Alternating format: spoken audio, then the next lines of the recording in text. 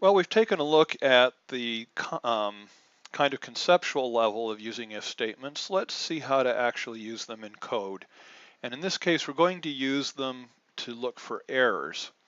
Now here's our page that does automated thank you notes.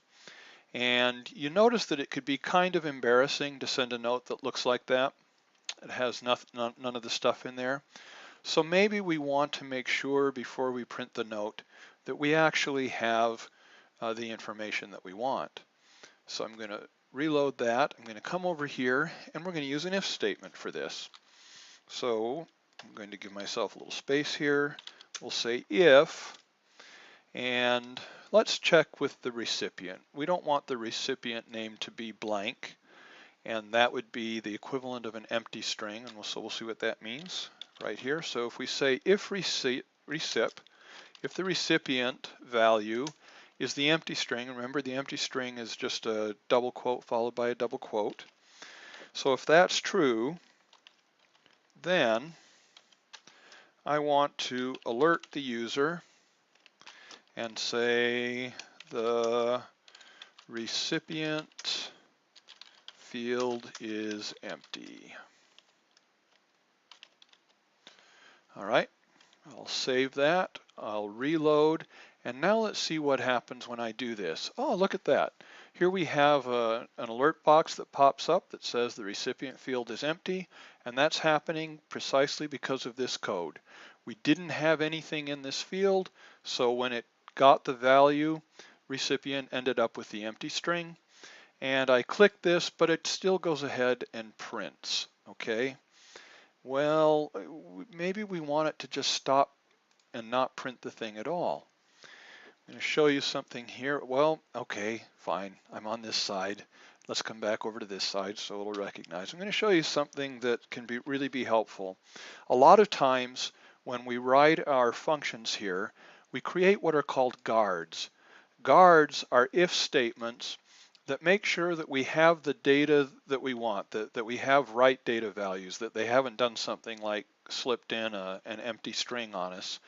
And if the data is not right, then we usually give a message using an alert box, and then we quit. We don't even go on with the rest of the function. And we can do that using a return statement. And what this does, inside a function like this, if it hits a return, it immediately stops. It immediately quits.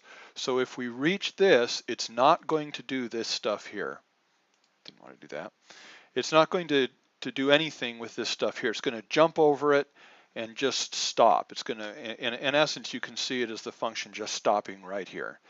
Nothing more happens. So let's see how this works. We come over here. Well, first I better save. We come over here, we reload, and we print the note. It gives us the warning, and now you notice that no note was printed. That's because it did the alert, and then it hit the return. When it hit the return, it quit. So it never went and did the stuff given by this code over here. Well, of course, we want to be able to test more than just that. I could have Sal here. Excuse me there. Okay, look, it's still printing the note, even though these two things are empty. So I can take care of that by putting in guards for those as well. And of course, I'm going to change it so that here, this will be the sender, and this will be the act, the nice act, the kind act that was done. And this, we will say that the sender field is empty, and let's highlight this, what was, or I should say quote it, what was done field is empty. All right, so we come back, whoops, I've got that, I saved it, let's reload. I'll put in the name Sal, and I'll put in the name Chris, and I'll print the note. The what was done field is empty, and it doesn't print the note.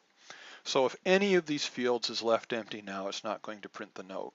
what if I have two fields that are empty? Excuse me there.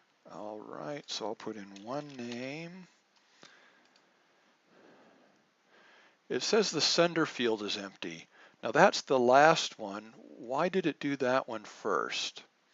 Well, it's because I'm checking the recipient first, and that was okay, and then I'm checking the sender. If I want these to work in the same order that these appear on the screen here, then I should take the ACT one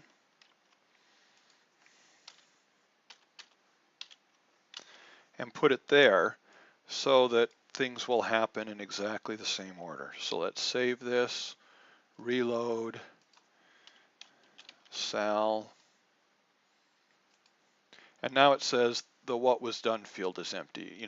So it's giving us the first empty field based on what the user would see. And there's really not much more to it than that.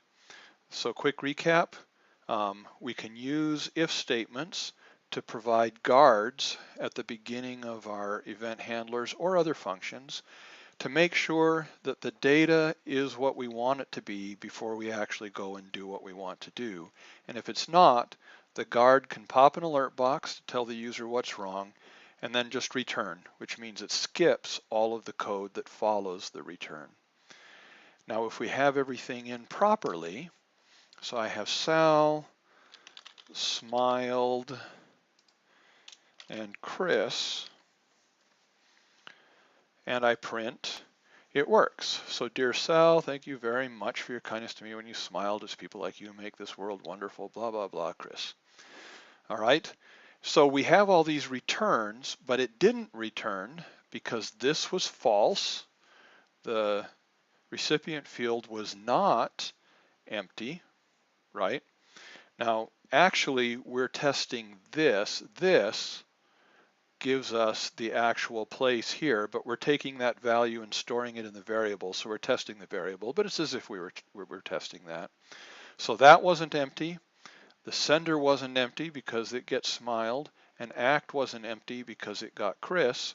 So this was false because it wasn't the empty string. This was false, and because this was false here, I jumped around. This was false because it was false, I jumped around.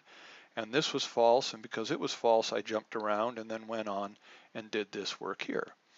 So that's how we can use if statements to provide guards for our functions, and they can do other things too.